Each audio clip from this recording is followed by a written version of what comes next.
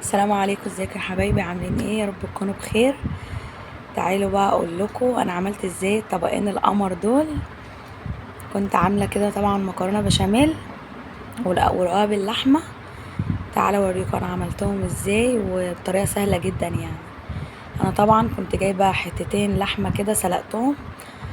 طبعا انا سلقتهم علشان الشوربه طبعا اللي هعمل بيها الرقاق. واهم حاجه تكون الشوربه بتاعتك تكون سخنه علشان تبل الرقاق معاكي بسرعه. طبعا انا كنت جايبه صينيه كده ودهنها سمنه، وكنت ببل كل رقاقه واحطها. عايزه الرقاق بتاعك يكون طري ومش ناشف.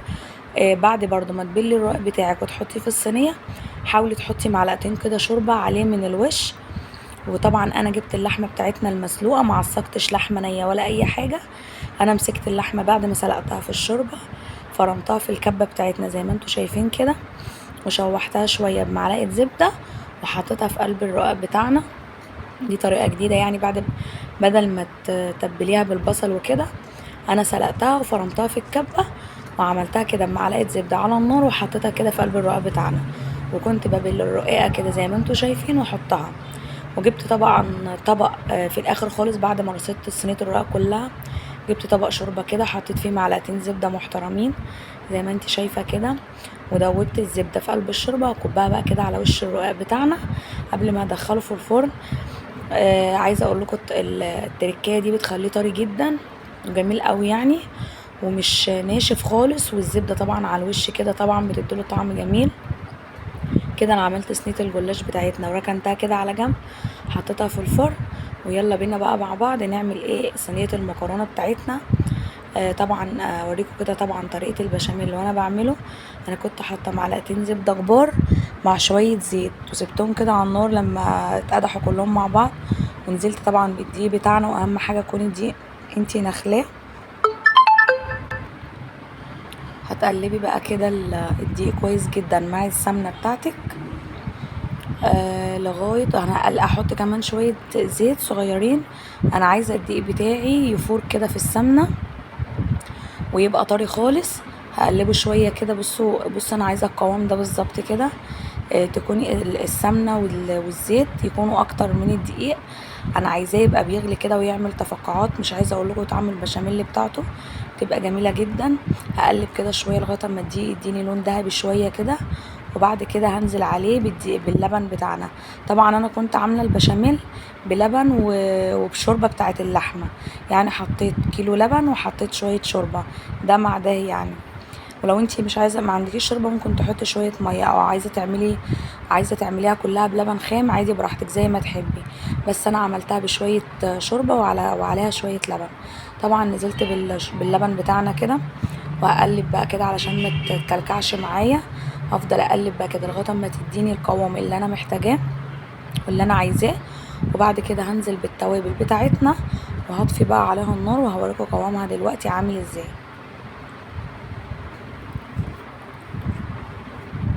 ما شاء الله، الله اكبر يعني. كان قوامها جميل جدا. وانا ما بحبهاش ولا تخينه قوي ولا خفيفه قوي، يعني بحبها وسط كده اللي هي تتشرب عشان لما احطها في المكرونه تتشرب منها كويس. هقلبها بقى شويه كده قلبتين على النار، وبعد كده هفصل عليها البوتاجاز. وهوريكم دلوقتي برضو هعمل صينيه المكرونه ازاي بعد ما احطها في الفرن بقى. مش عايزه اقول لكم على شكلها، كانت روعه وطعمها بالهنا والشفا يعني. كان جميل جدا. واهم حاجه بقى البشاميل بتاعتك دي تظبطي لها التوابل بتاعتها، ونحطط لها طبعا شوربه ماجي. طبعا البشاميل بتاعتنا هي بعد ما طفيت عليها وده القوام بتاعنا اللي انا محتاجاه. انا كده هقسم البشاميل بتاعتنا على النصين، يعني نص هقلب في المكرونه كلها، والنص التاني هخليه احطه كده على وش صينيه المكرونه بتاعتنا. طبعا ده النص التاني كنت سايباه في الحله، حطيت عليه المكرونه كنت سلقاها زي ما انتوا شايفين كده. حطيت المكرونه على البشاميل، هقلبها كلها في قلب البشاميل. وده طبعا وفي الحله التانية دي كانت مكان اللحمه، مكان ما كنت سلقاها يعني. حطيت فيها نص البشاميل التاني علشان احطه على وش الصينيه كده من فوق. يا ريت بقى اللي اول مره يتفرج على القناه بتاعتي يا ريت يشترك لي في القناه، يعمل لي كومنت حلو كده يشجعني فيه. وقناتي اسمها ام العيال في البيت بيتي. وقبل اي حاجه صلوا على النبي واذكروا الله. انا كده جبت الصينيه بتاعتنا زي ما انتوا شايفين كده. هنزل بقى كده بنص المكرونه وهوزعها كده في الصينيه كويس جدا.